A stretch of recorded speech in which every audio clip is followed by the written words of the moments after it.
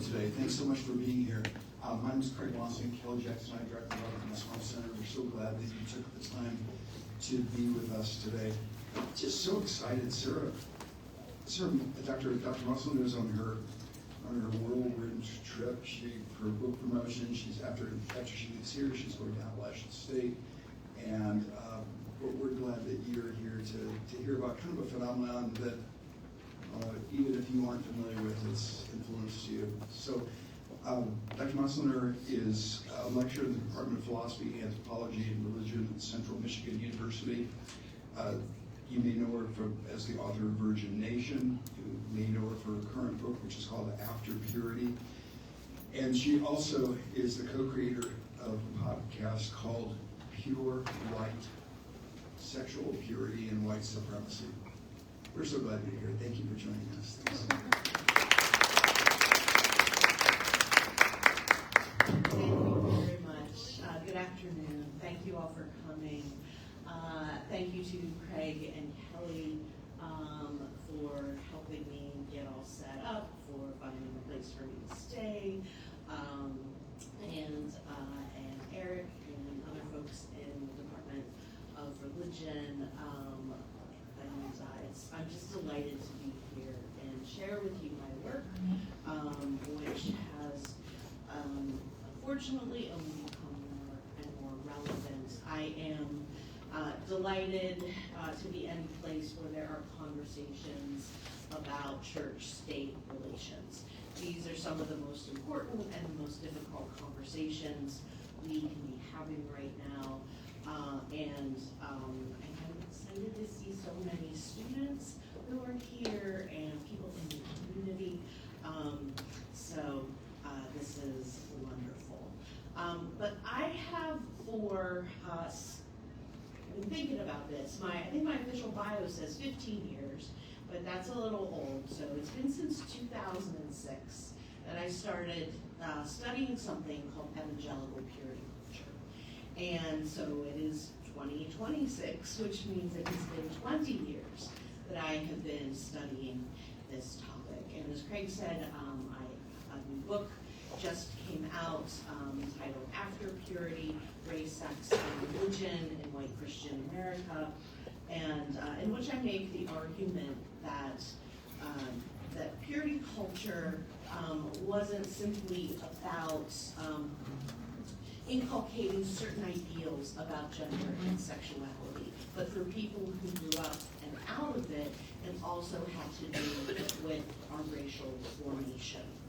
And because most of the people that I interviewed for this project were white women, that is my focus, and of course that is my own social identity, and so I end up doing some of that work as well. So I'm going to share with you a little tidbit at the end of today from the book.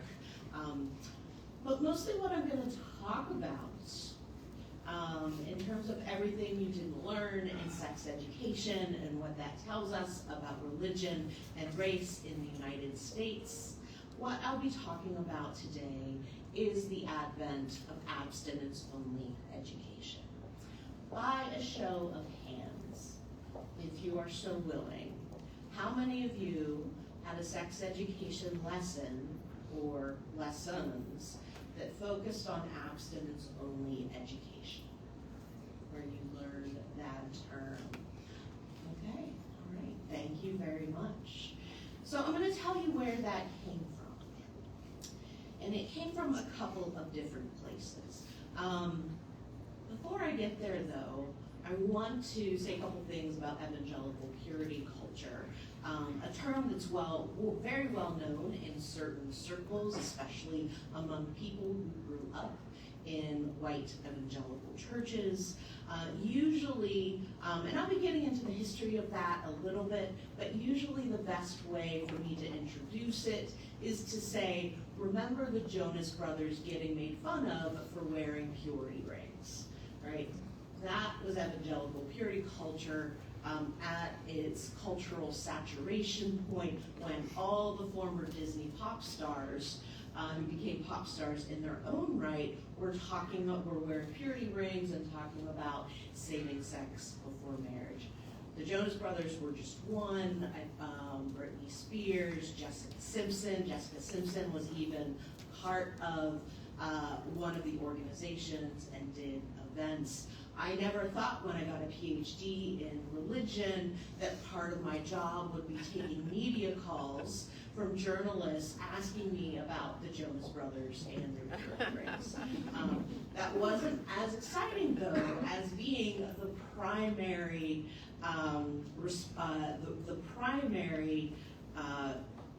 thinker about Britney Spears. And when she was going through her situation with trying to get out from under, and I can't remember the legal term now, but when there was the whole Free Britney campaign, never in my wildest dreams, so I can officially call myself a Britney scholar. But today we're going to be talking about abstinence-only education. This grew out of debates over sex education at a time, so in the 1980s, when there were widespread panics about adolescent sexuality. First, because of the increase of teen pregnancy among white adolescents, and also the HIV/AIDS crisis, which in that decade was believed to be the gay disease, and therefore did not get the attention that it required. In the 1980s, Surgeon General C. Everett Koop, who was himself a member of the Christian Reformed Church, which is a significant denomination in the state of Michigan, where I'm from, he would encourage churches to launch their own sexual education programs, given the limitations that the federal government could deploy. And it was the Southern Baptist Church that would respond and change the way that we teach sex education in all contexts: public, private, religious, and secular. So by the early 1990s, young Southern Baptists at Tulip Grove Baptist Church, Tennessee, were noticing that gay and lesbian people, young of all ages, were gaining an increased public presence. These youth, their youth minister was Richard Ross, who had started planning a sex education program for the Southern Baptist Convention. If you're not familiar, the SBC is the largest evangelical denomination in the United States. There's a lot we can say about them. I'm going to try and stay focused on just this little sliver. We can talk about that in Q&A. And they noticed that people were getting accolades and public attention for coming out. And he said to them, well, why don't you come out of the closet with your sexuality?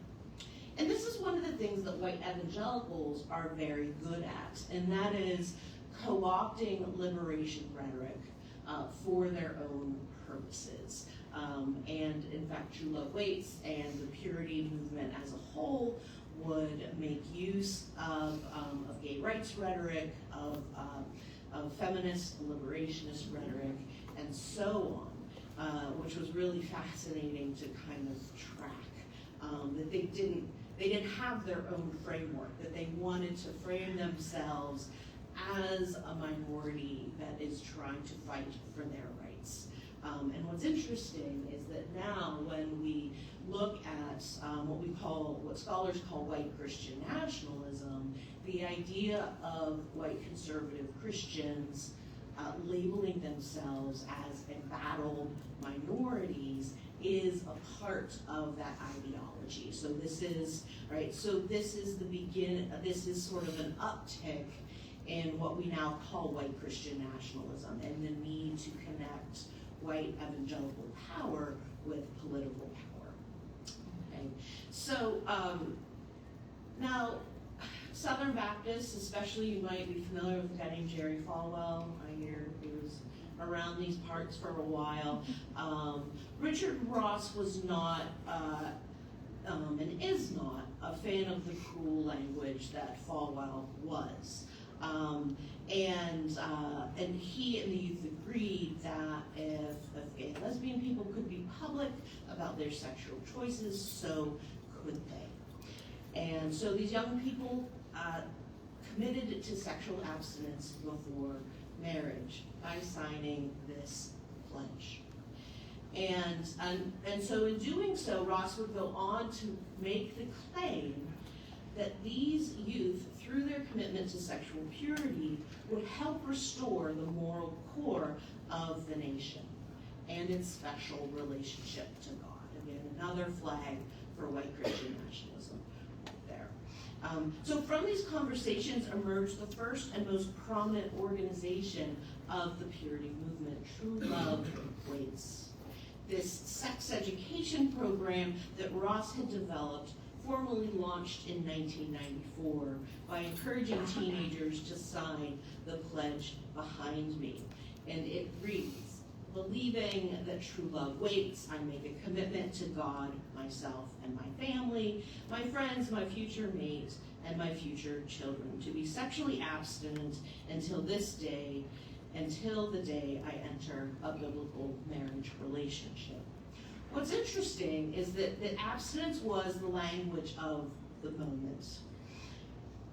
But pretty quickly they're going to realize that the language of abstinence created too many loopholes, and so they changed the language to purity. So it was interesting as I was sort of uncovering all this to see the ways that they were doing that work. So what happens then is that this is not simply a private, personal decision. This was a decision for the SBC, for Richard Ross, for these young people to shift the cultural norms within the United States around sexuality. Their very first public display, one of many large public displays, was in Washington, D.C. As you can see up here, I don't know, you probably can't tell, but all those little dots are pledge cards that had been sent in by young people who took the pledge. So the idea was you signed your pledge card, you kept one for yourself, and you sent the other one to the SBC. And in August of 1994, they did this display. They had over 200,000 pledge cards. They attached them to tiny stakes, and they staked them into the lawn of the National Mall. And so you can see, right, I think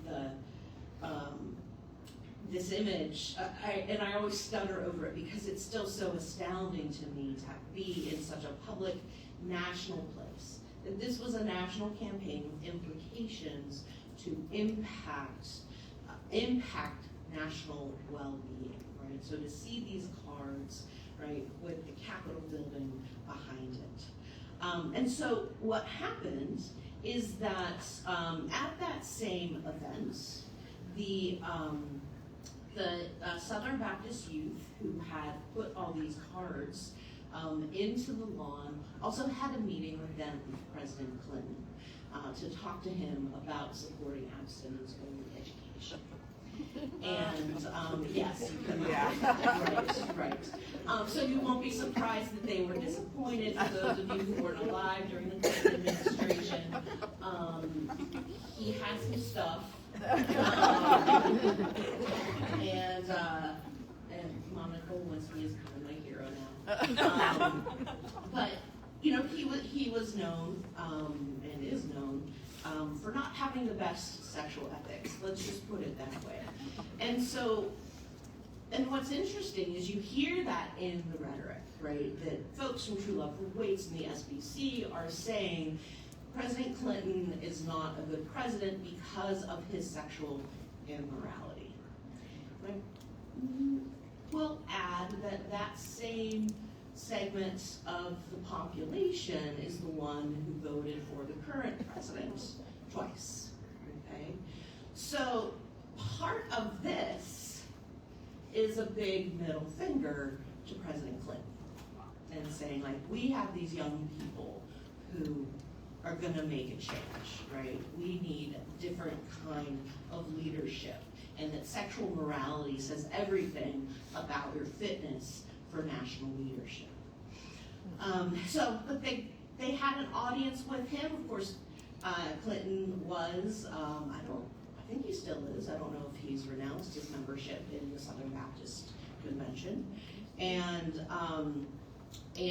what he said to them was, I applaud what you are doing, the decisions that you are making, but this is not something, we cannot legislate morality.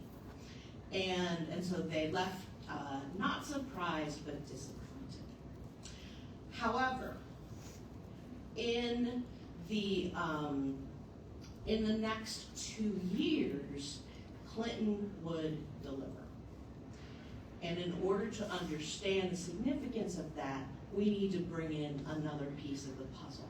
And that has everything to do with welfare and assumptions about who receives welfare and what happens with it. So you may remember this woman and this title, The Myth of the Welfare Queen. And it is, in fact, a myth.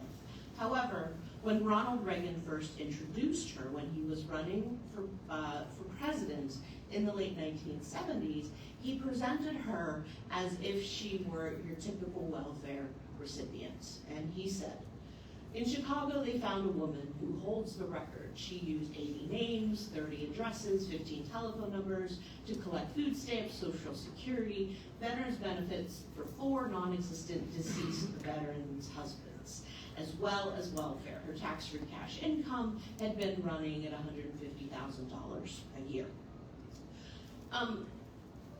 What is interesting about the case of this woman, given the name the Welfare Queen, is that she was a criminal mastermind.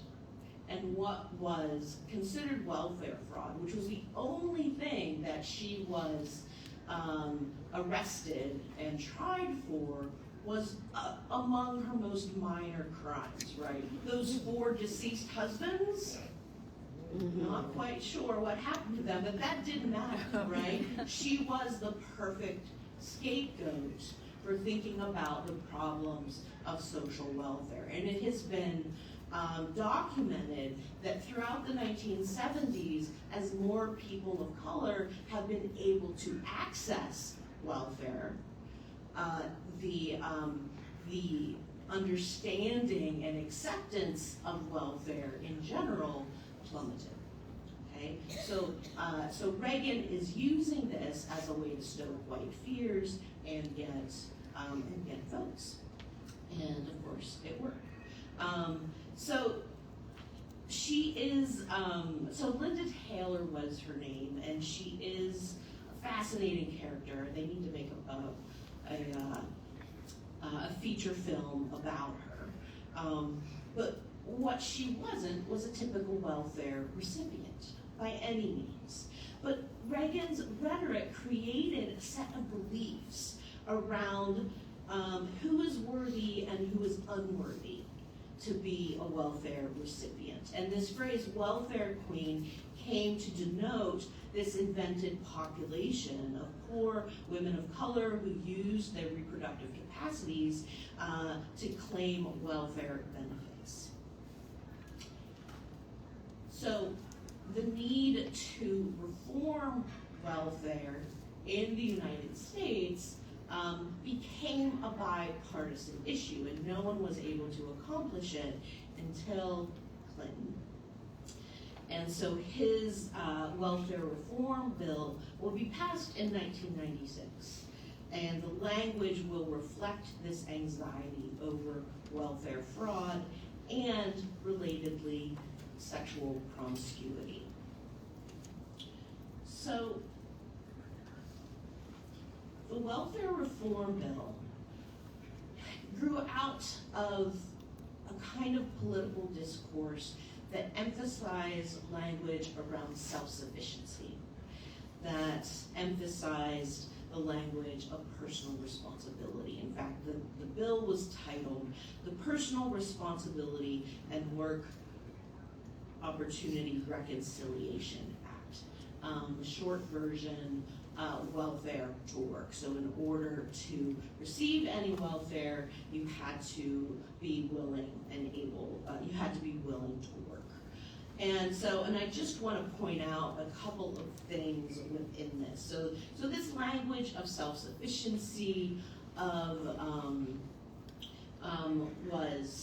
was pretty powerful. Another person, I won't go into this, but there was at the same time a very significant Wall Street Journal editorial that came out from a man named Charles Murray, famously racist ideologue, and he wrote an article called "The Coming White Underclass" and raising the alarm and saying, like, if we don't do something about out-of-wedlock pregnancies among white teenagers, white people are going to experience the same degradation as black people.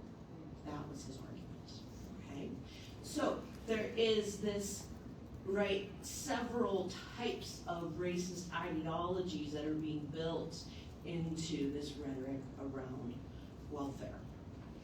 And so when we, and so just to show you, so this is the beginning of this, sorry, let me do this here. So this is what it says. There is little doubt that the current welfare system is a failure. It traps recipients in the cycle of dependency. It undermines the values of work and family that form the foundation of America's communities. Most devastating of all, it fails the nation's children. And most significantly, what we see is, right, as I mentioned, it required welfare recipients to work.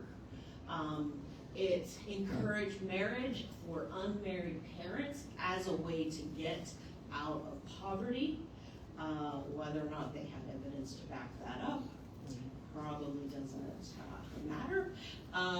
And that success was demonstrated by the decrease in people receiving welfare without attention to the actual well-being of those people. So I have interviewed specialists who study this welfare reform bill, and so I said, so what does it mean that the number of people is decreasing, right? Does that mean that people are getting on welfare or getting off of welfare?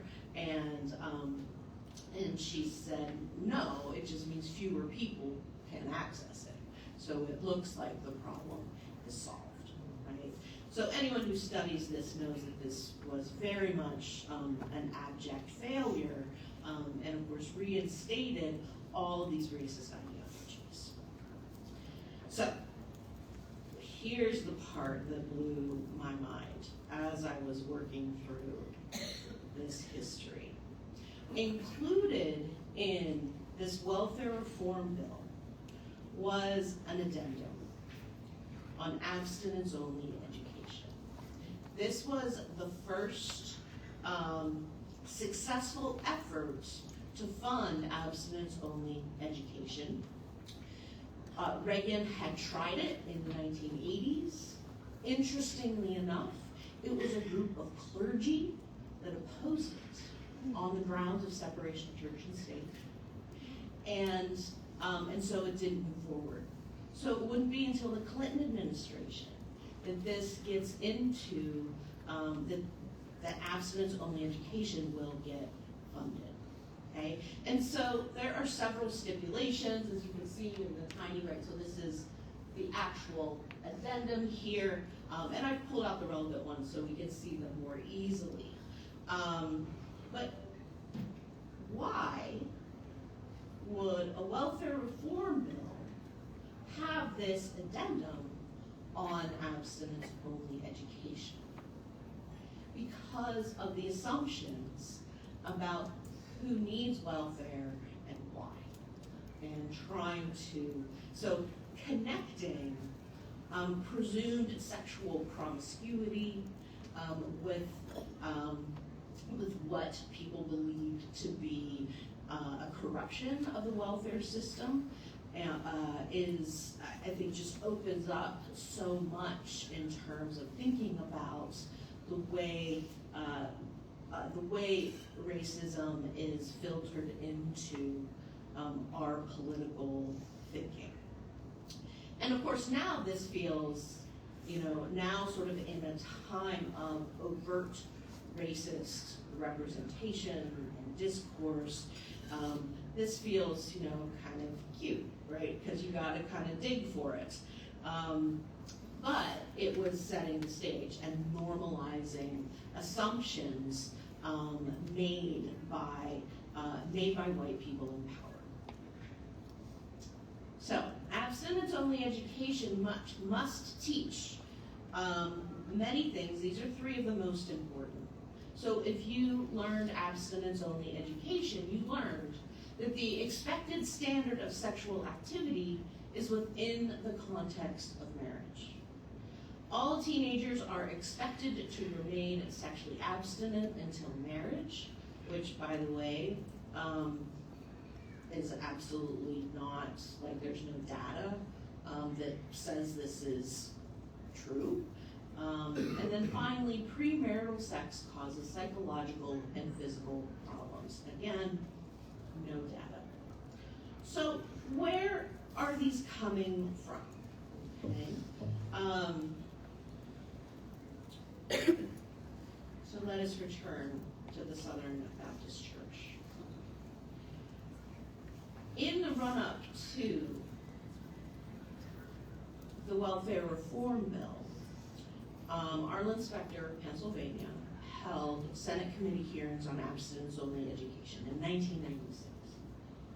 In attendance were representatives from True Love Waits, who said, it's not enough for us to simply be concerned about HIV/AIDS, STDs, and teen pregnancy.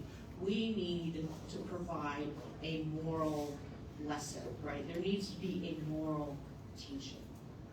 And what they offered were these three requirements for abstinence-only education. And so when it came out, and so I do this, so in my book Virgination, I actually go through that conversation and demonstrate kind of what they are saying about abstinence-only education. And then I also look at Charles Murray's article, and you can see how this addendum draws on both of those. And so any state, any organization wanting to get money for teaching abstinence-only education has to teach what the Southern Baptist Convention believes about adolescent sexuality. Right. So, so this is where we see religion and race coming together, right? We still have abstinence-only education. We have no federal standards. I mean, since this, it's just, so after Clinton, then we get George W. Bush, President George W. Bush is elected to office, and the first thing he does is have the, that phrase just left my brain. The religious, money for religious groups, that he makes more and more available, faith-based initiatives, that's the phrase I'm looking for. And with that, increases the amount of money available to faith-based groups who teach abstinence education. And so now True Love Waits was clear, we didn't get any money from, the federal government, blah, blah, blah. But they were in the room when the rules were created. And so it's quite disingenuous. And so things kind of really grew under the Bush administration, and so we can sort of talk about kind of what happened next.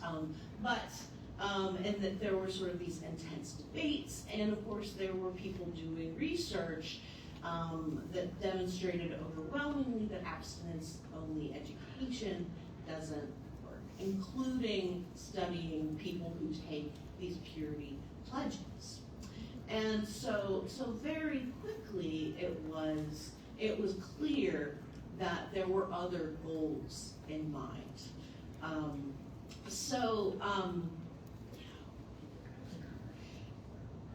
to give you a sense of what this was like, kind of on the ground.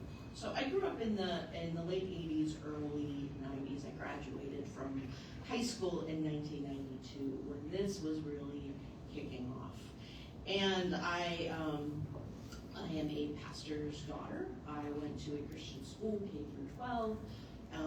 And so this was the world I was growing up in. And so, as I said, I've been studying purity culture for over 20 years. My first book came out in 2015. It was only after that book was published did I remember that I had written a letter to the editor of my local paper about abstinence-only education. I had no memory of it whatsoever. And so what was happening is that young people like me were being recruited into this political campaign. And I never took a pledge. I never, was part of the movement per se. And yet, I felt like I was a sleeper. I think now I was like a sleeper agent who was activated. So let me read to you the letter that I wrote at age 17 when I read an article in my local paper that was criticizing abstinence-only education. Dear editor, a March 22 article reported on the classroom tactics of Cindy Forshee at Ambridge Area High School concerning AIDS, sex, and the whole deal. I had no idea what the whole deal was, by the way. What really disturbs me about this, about what is being taught in public schools, is that abstinence, the only safe sex in high school, is unrealistic. I attend a Christian school, at which we deal with all of this through programs such as Josh McDowell's Why Wait. This was a predecessor to True Love Waits. This series portrays sex as a sacred act which is best saved for marriage. But of course, this belief is old-fashioned and unrealistic. However, if this is old-fashioned, why are there high school students who believe it today?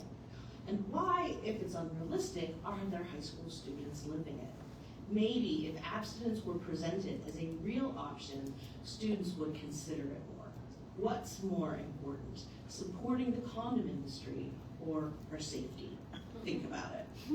Signed, Sara Moslener, age 17. So I think I'm going to stop there. There's so many things we can talk about and dig into, and I have. So I'm happy to sort of go off on different tangents, and I will try and make my answers concise, which is something I'm working on. So I saw this hand, and then we'll go over here. Okay, I'm going to try to make my question concise, which is also something I'm working on.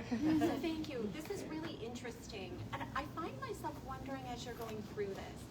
I come at this question of abstinence, education, and kind of sexual mores from two different perspectives. One, I grew up at like the height of this in the Midwest, which kind of felt like ground zero for all of this stuff. So I remember in a health class at one point, a health teacher taking a red rose and making us pass it around the class and saying, every time you have sex before marriage, this is you, right? Like, you become less beautiful and less desirable. Like, those sort of things. This was like public education, right? So that was there.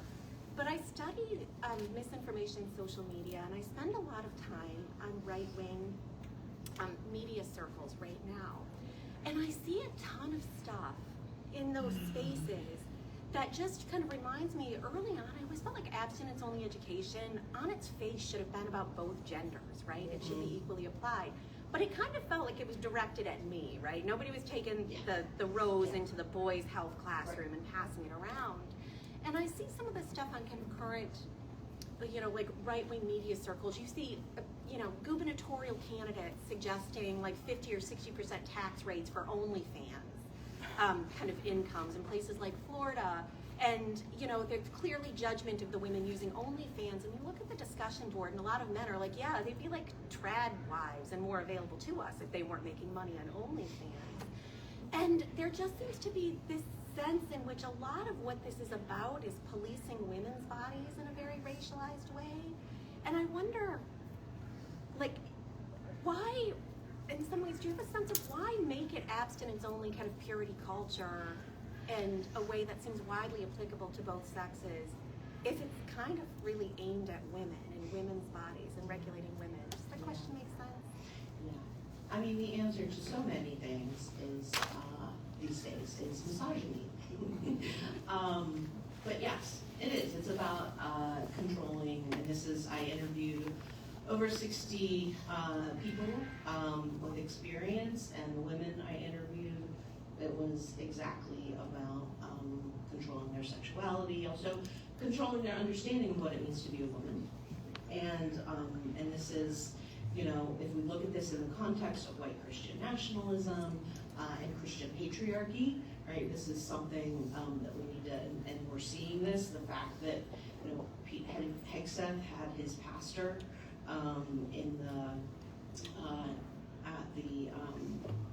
do a sermon at the Pentagon the other day is really alarming, they didn't show it yet, but they did interviews with women who have survived Christian patriarchy, and so yes, it is, and I think that abstinence-only education was a building block to connect Christian patriarchy to political power in a way that we have not seen for a long time. So yes to everything you say. So it's just kind of a way to make it more palatable, do you think, to go down? Yes, right, because the rhetoric of this is all about taking care of young people, wanting young people to live their best lives. As I said, they even co-opt feminist language. Like you would hear young people say, well, I'm going against, what is expected of me. I want to be independent. I want to, this is my choice, right? That kind of stuff. So it was, so it's very powerful rhetoric because, at least for young people, and it's similar to the trad wives, right? It's connected to these romantic ideologies, right? Which are already embedded. And then you have the whole Disney, it's, So yeah, and this is something that white evangelicals are especially good at, is finding things in mainstream culture that are already deeply embedded and using them for their own political gain. I just wanted to clarify, because I had raised my hand that I was taught abstinence-only education, but that's only because I went to Catholic school for 13 years, and this was in the 50s and 60s, so way Right. before it became an evangelical political movement. Right. And yes, and I think what was happening in the 1970s with changes in terms of sex education and women's rights, like the religious right was a backlash to that, and that's why there was then this concern, like, oh, we need to reinstate these teachings, and yes, you see this, and I think still in Catholic schools, and of course private schools are able to do whatever they want, and I'm trying to think if private religious schools are able to dip into these funds or not, but I don't know about that. So Yeah, but yes, thank you. This has a much longer history. And I think in the 1970s, the fear of it becoming less normative as the world changed, right, was something that people feared. So that's why it was happening. I saw over here. So we've talked a little bit about like racism and misogyny. I was wondering if you could go a little more into kind of the homophobic aspects of this Yeah. campaign. I know you mentioned there was like HIV, Yeah. AIDS, and then kind of that relates to it. Have you seen like a lot of, I guess, kind of propaganda against that in research? Yeah. So this image, and I didn't bring the whole. So this was in 1994. In 1987 was the first exhibit of the National AIDS Quilt. And when so this piece about, these young people wanting to come out and Richard Ross having this conversation with them, that was an interview that was done like 2-3 years ago. So that was like brand new information for me.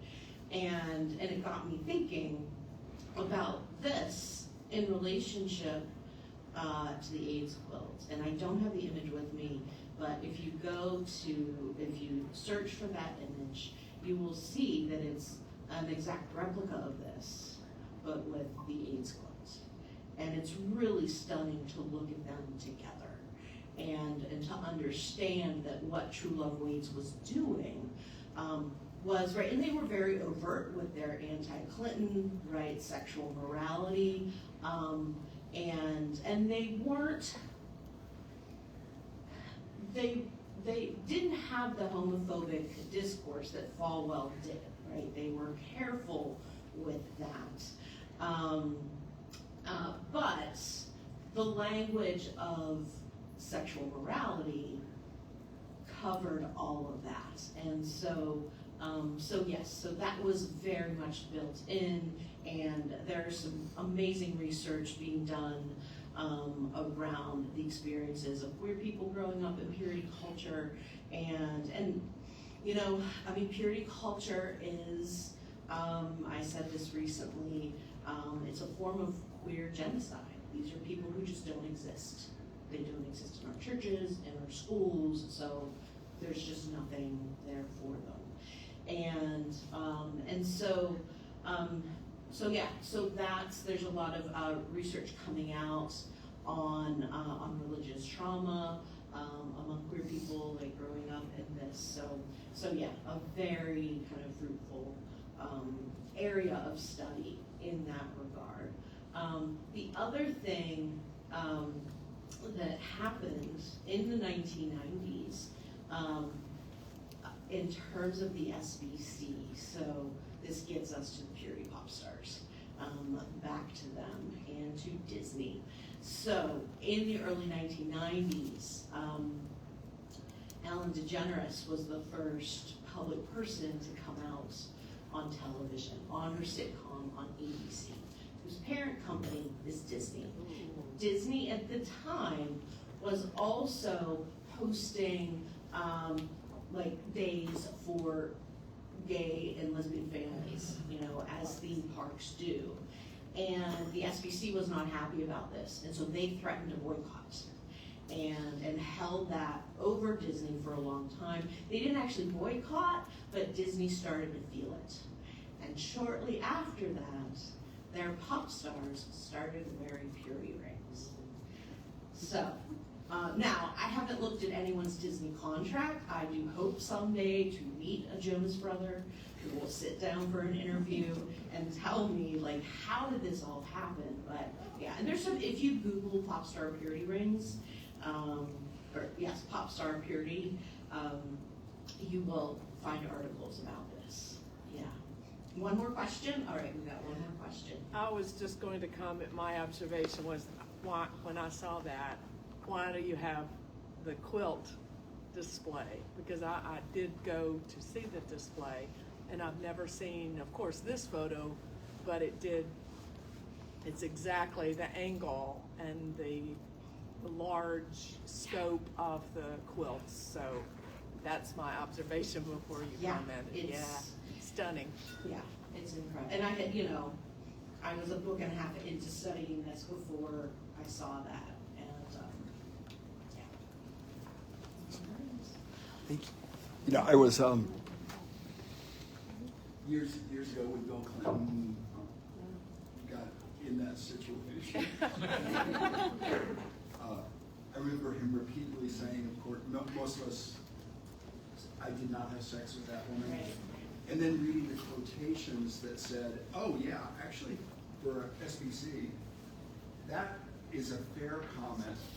Right. And then going on and saying, so when you said today, the language of abstinence created too many loopholes, so we had to go to the language of purity. That's fascinating. I don't know how much purity culture has had this campus. I've had 2 students here in my 30 years who they did engage in side hugs, or two different people that did engage in side hugs. They held hands, and the first time each of them kissed was at the altar, and it played a big role in their lives. I do have to say, since you're a pastor's daughter, I'm going to exploit you here, and just say, at my church, had 2 couples, late 30s, early 40s, who've been to the church the last couple of years, and the women were very active in purity culture. I didn't know anything about this, and they are insanely wounded to the point where I don't even know how to talk with them about it. They're really kind of normal every way, except when this comes up. Yeah. Which, based on kind of your presentation, people might not get how intense this is. Yeah. Why? So a couple other pieces of my research. One, we now know that there's a direct connection between evangelical purity culture and the problem of sexual abuse in evangelical churches. So that's one thing. The other thing is that now I study the topic of religious trauma. And there are an increasing number of people who do counseling work and other kinds of work, wanting more people to understand the way that purity culture informs, creates traumatic experiences in the body. And because it's, so in my book, I talk about purity culture as being, indoctrinated into ideologies of disembodiment. And that has to do with both your sexuality, your relationship to your body, and also especially to whiteness, because we're taught that whiteness isn't a thing that we see. So both of those are experiences of disembodiment, and that's sort of the core of what I would identify as religious trauma, which it sounds like is what you're describing. Thank you very much for taking time to be with us. We all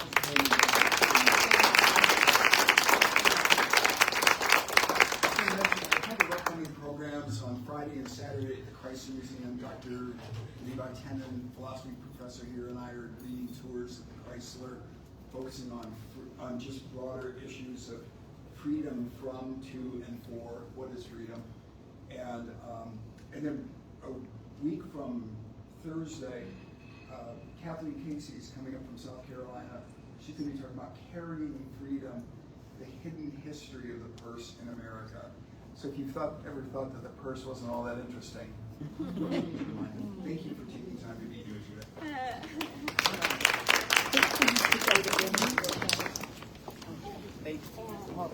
You got it.